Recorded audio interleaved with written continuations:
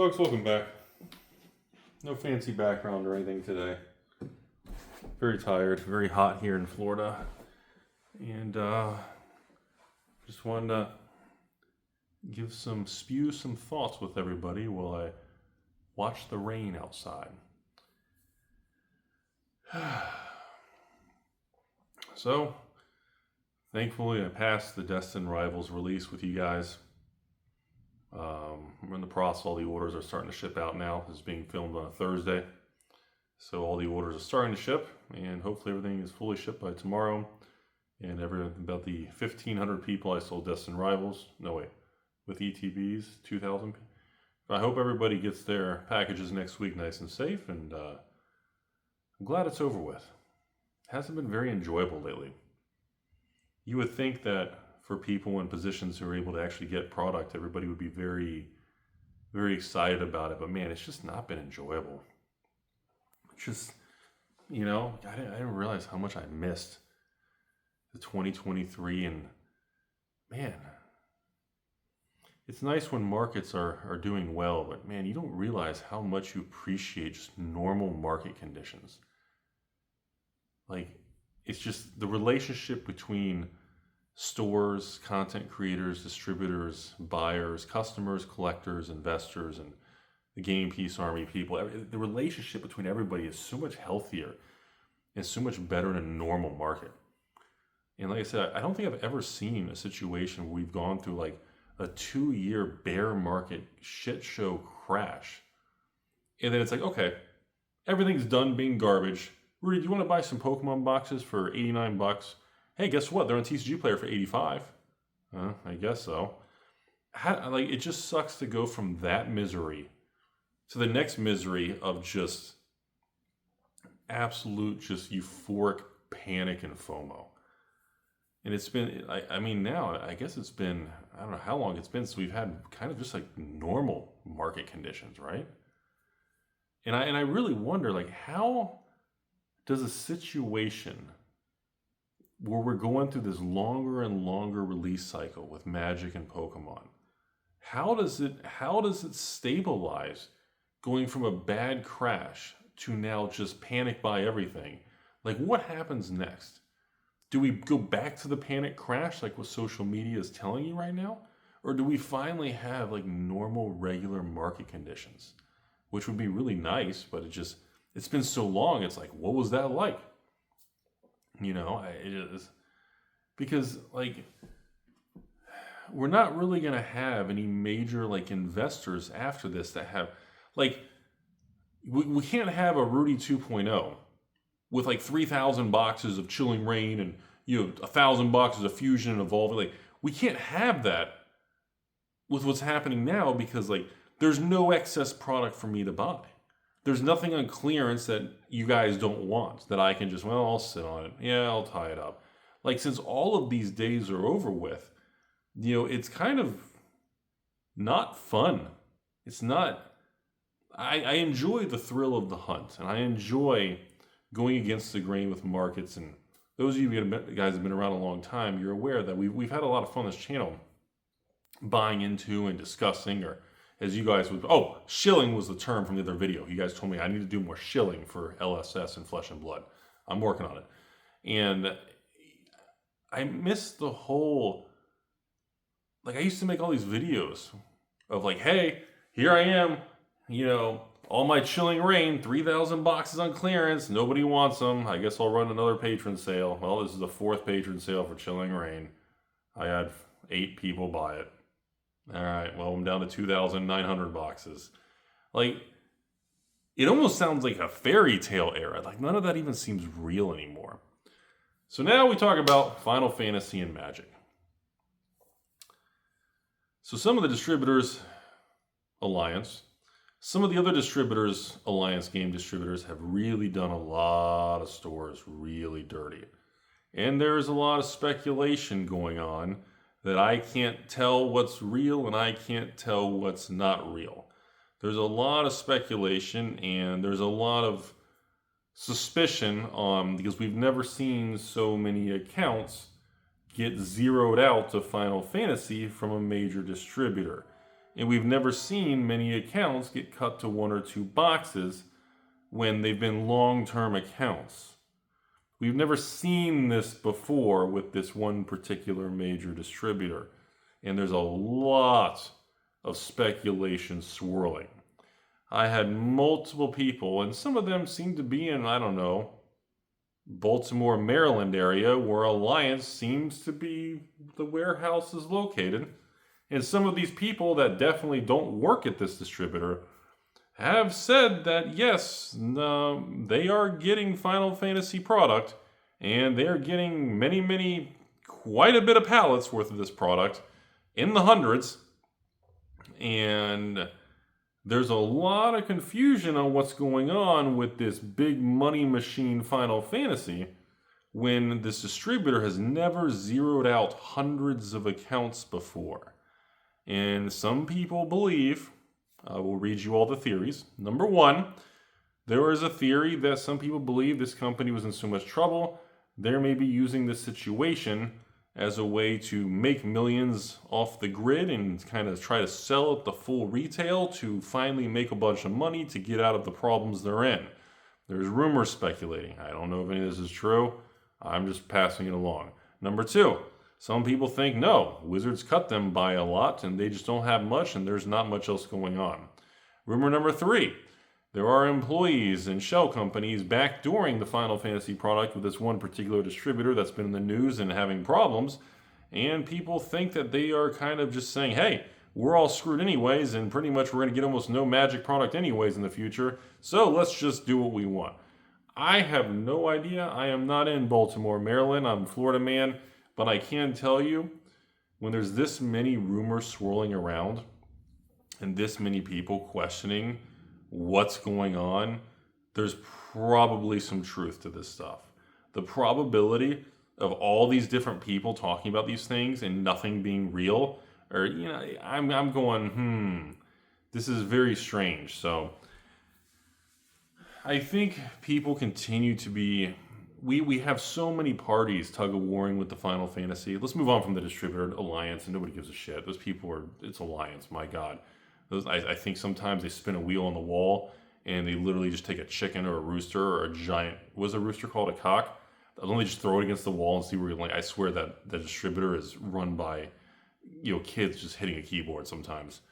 I think what's happening right now with the Final Fantasy is there's just a lot of people that refuse to believe what's happening is authentic.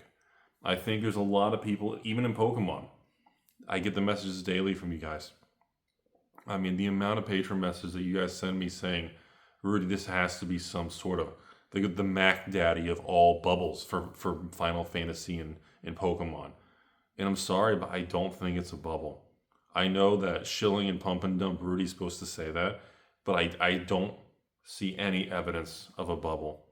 And the Pokemon thing, until boxes of a new release, or an ETB goes back to $60 an ETB online, so people aren't panicking and running to Walmarts and Targets and Best Buys and Amazons and Costco's, and as long as people can buy something at a retail store and then run home, take the pile of the sealed product, throw it on the internet, and make a couple $1,000s by flipping, that is going to continue, because you're essentially telling the public that if you get a hold and you're in the right place at the right time and you're able to walk in these big box stores, you can just buy stuff and flip it and get free money. Now, everybody has different opinions about that, but what I'm telling you all is as long as that exists and that arbitrage remains very wide, it's not going to go away, everybody. It is what it is. Now, Final Fantasy is even more complicated because the Final Fantasy collectors, I've told you guys in the last 2 months, even at $700, $800 a collector box, these are a buy. And you're coming from a guy who can't even sell you guys cases of collector boxes. I'm trying to run a patron sale for collector boxes for Final Fantasy in like a week or so. I'm trying to set up for one little collector box for a patron, And I'm telling you all right now, if you want a lot of these, you should be buying these things. I'm hearing rumors, about standing offers for golden serialized chocobos now for $5,000, $10,000, $20,000 a card. And somebody told me if anybody finds number 7 out of 77 or number 77 of 77, all sevens or something, you know, that there's a standing off for a 50,000 or 100,000 a card. Like, this is just fucking crazy, man. And, you know, if any of these things hold true and we start seeing serialized chocobos selling for 10,000 and 50,000, and somebody gets the number 1 of the golden chocobo or the number 7, you know, this kind of thing, and it does sell for 50 or 100 grand, and it's confirmed, it's going to be a really big deal, folks. And unlike the one ring situation, once somebody pulls a single ring, the prices aren't going to fluctuate, which is why I know Wizards is not doing additional 1-of-1s right now, because they don't like that kind of thing. They're afraid if somebody pulls it immediately and it disrupts the market conditions. But I'm telling you all, Final Fantasy collector boxes, these aren't bubbles. It's not being manipulated. Nobody's getting 5, 10, 20,000 collector boxes. It's just not a thing. And I'm telling you all, the opportunity is real. The demand is real. This is a legitimate market condition situation. So I just wanted to address that real quick. We'll be having a lot of Final Fantasy videos next week, but I actually want to go into Flesh and Blood now. So if those of you guys who just hate it and all think it's not real, and Flesh and Blood after 5 years celebrating their 5-year anniversary, I do want to mention to you all the Flesh and Blood situation. The high seas. So no, I am not allowing patrons to buy 3 or 4 large quantities. We're going to be cutting it down to 1 or 2.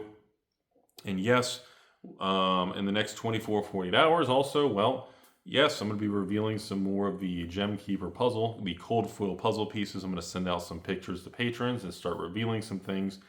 And it's going to be a lot of fun. I want to see what you guys come up with it. And we're still a little whiles off. We're having some issues with the custom treasure map playmat with the artwork and things. It's being delayed a little bit. It's probably going to be another 30 to 60, maybe even 90 days for that. Again, there's no expiration right now for the Gem Keeper project. I'll probably eventually put an expiration in like a couple years or something, but there's no rush for anything. But yes, the thing you all need to be aware is collecting the 9 puzzle pieces of the Gem Keeper and making the picture and doing this whole thing. There are shortcuts in hidden ways, and when you get the treasure map, and I reveal that, there are some hidden things that people can do if they can figure it out. And yes, there are other shortcuts on this thing that you can surrender and you can trade in other cards, maybe from the past. And of course, last but not least, for those of you who don't want to really play the game and collect all the pieces, and you just want all the cold foil pieces, and you want the expensive prize, there will be a pay-to-win option if you just want to literally throw a bunch of money in my face and you just want to have it all and you just want to have the shortcut. That will be an option, and I hope, you know, it's going to be outrageous to discourage people from doing it. I'm thinking something crazy like $5, $10, $20,000, maybe 10 grand, like an even number. So if you want to cheat, you want to have all 10, 15 cold foil cards, everything, I'm thinking about making a pay-to-win option that, well, I hope a couple of you all do that so I can at least recoup some money and break even from this thing. But overall, it's discouraged, and I don't recommend you do that.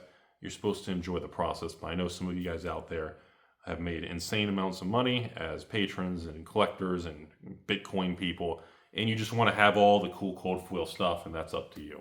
So that's really about it. We'll be revealing everything, and then past that, some of you all are mentioning and asking me if I will be selling and doing patron sales on different, like selling puzzle pieces. There was no real plan to run a sale and let you guys buy puzzle pieces from me. That really wasn't part of it. Per the request to you guys, I'm considering making something or coming up with something, but as of right now, no, there is no plan to have a puzzle piece sale where you guys can just buy your missing pieces. That's not really in the blueprint right now. So in the next 24, 48 hours, we'll be revealing the promo card and showing you guys, and of course the Flesh and Blood High Seas launch is coming, and oh boy, that's going to be another special one. The demand is crazy, and by lowering the quantity limits, I'm hoping the sale will last a couple hours to give everybody a fair chance to buy who wants to buy. And for those of you still waiting for a restock of the Hunted and you want to buy the Rudy promo card and Flesh and Blood the Hunted, and I told you all, if you miss it, you miss it. I may sometimes get a couple leftover stragglers from canceled payments and return to senders, but again, this time around, I think people learned their lesson because over 500 patrons did not get a Hunted kit because they missed out. They thought there'd be more. They thought the price would drop. And I even have you guys asking me about Rosetta Rudy kits and promo cards and Deep Blue Seas from Miss Veil and everything. I'm like, I mean, folks, the market's turned. A lot of people are trying to go back and get everything. Flesh and Blood's doing really well. That makes a lot of people angry. And the show goes on. That's where we're at, everybody. Very short and concise. I just wanted to kind of summarize to you all that the market and what we're seeing is real. I don't think it's a bubble. And we are just seeing a very Pokemon euphoric thing that reminds me of the late 90s, early 2000s. And I don't think a lot of you all are having a hard time accepting that this Final Fantasy thing is this big of a deal. And I want to remind you, Final Fantasy is a really, really big deal. And I don't think people are grasping that. And like in Japan, Final Fantasy, I don't think you guys understand in the United States, where I am, Florida man, like Final Fantasy is just such a cultural phenomenon. It's a flippin' big deal. And that's it. Short and simple video. I am really looking forward to the next 30 days being over with, because I am so tired of the drama, the anger, the swings, the emotion for this Final Fantasy, the Pokemon. Rudy, are you really going to sell high seas for $1,000? No, for you all, high seas will be $9.99. You know, anything to just get clicks on the internet, right? I'm at the point where I'm really hoping market conditions get back to normal, because it kind of sucks, man. I didn't realize how much I really thrived in a market being bad or weak or more normal. It's kind of like a moment of realizing that, you know? So be nice to everybody. Be nice to your stores. Be nice to the employees. Be nice to content creators. Be nice to distributors. Be nice. Everybody's fighting for the same thing. We all have a passion for cards. We all want as much as we can. We're all angry because we can't get as much. The prices are higher. Distributors have jacked up prices. And friendly reminder, y'all, you're talking to a guy who literally just bought his restock of prismatic ETBs at over $100 a box. Yay. Have a great day, everybody.